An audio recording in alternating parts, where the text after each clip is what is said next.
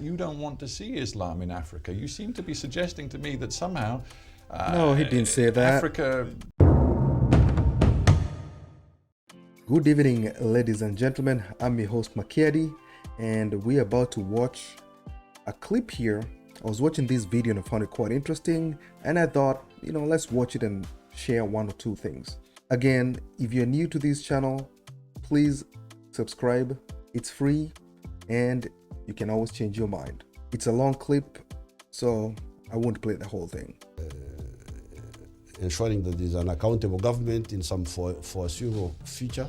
But to be clear, you do want to see, I think the current mission is about 12,000 strong and pretty much half of the troops from Uganda. You want that force to go up to about 17,000. Yes, right? yes. And how many men are you prepared to put on the ground in Somalia?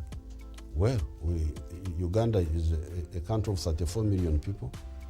So we are not sort of people. We can mobilize any size of army to help our people. I just wonder if there is a danger here for Uganda. I think in 2010 you had a terrible incident on the streets of Kampala. A bomb went off, we believe planted by the Islamist militants from Somalia, killed more than 70 people. There is a danger, is there not, of Islamists, jihadis, looking at Uganda and seeing a target that they want to hit.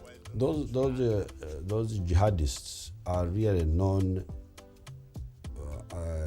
non-African in their attitudes. I've told you about the attitude of the black people. I've told you how I have got my long list of haram, but I never impose it on anybody else. It is my private business. When you speak like this, Mr. President, it makes me feel that you don't want to see Islam in Africa. You seem to be suggesting to me that somehow No, he didn't say that. Africa is not compatible with Islamic belief and thought. Not at all, because 12% of the people of Uganda are Muslims. Sure, and you can look around Africa. There are huge Muslim communities all over the continent. Many of the people in my party are Muslims. Muslims are my biggest supporters, but our Muslims do not engage in that type of chauvinism. They keep their views to themselves, their beliefs to themselves. So do the Christians, so do the traditional groups. That's how we live in harmony. Did you guys get what he just said there? What he was trying to tell Museveni? What he's saying is, if Uganda continues their fight against jihadists, and specifically in Somalia, that Uganda will be targeted more, or Uganda will be targeted more frequently. Now, a couple of things about that argument. Number one, where this BBC reporter is from, the UK, they are all over the world claiming to fight terrorism.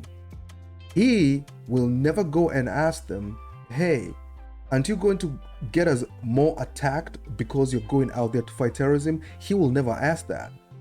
Number two, the idea that if you don't fight terrorists, they won't fight you is nonsense. All these countries that have been attacked all over the continent, there's nothing they ever did to those people. For example, Kenya was attacked so savagely, I think in 1997. Nobody had ever heard of Al-Qaeda or any groups of that sort in Kenya before that. People were just minding their own business. So the idea that if you attack them, they're going to attack you more is nonsense, because you are getting attacked anyway. And we cannot forget there's a correlation between these jihadists and minerals and oil. Uganda just found oil. All of a sudden they have all these problems. You remember Mozambique and Al-Shabaab? Mozambique has a huge deposit of gas. Of course, we know about Libya, and we know about other Saharan nations, including Nigeria, which has suffered probably the most of all these countries. We know that the funding for these groups comes from the Middle East. And if I know that and I'm a nobody, then the leaders of Africa have to be aware where the funding of these groups comes from. We all remember during the Winter Olympics in Sochi, Russia, that was in 2014, I believe.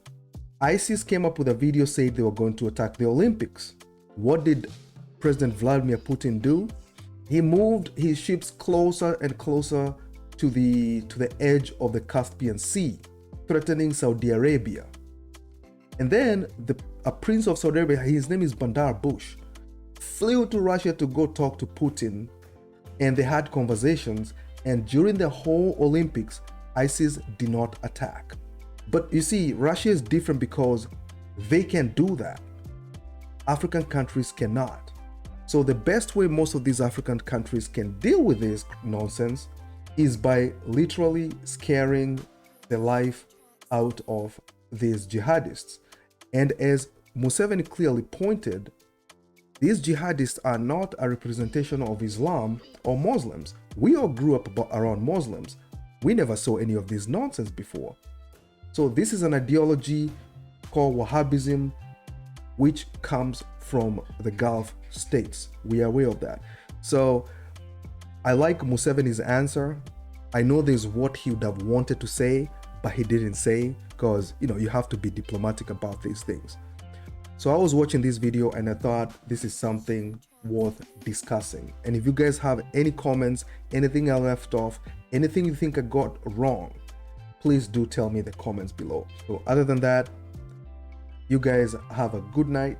And if you're new to this channel, please subscribe. Helps with the algorithm, and it's always free, right? Otherwise, thank you. Good luck.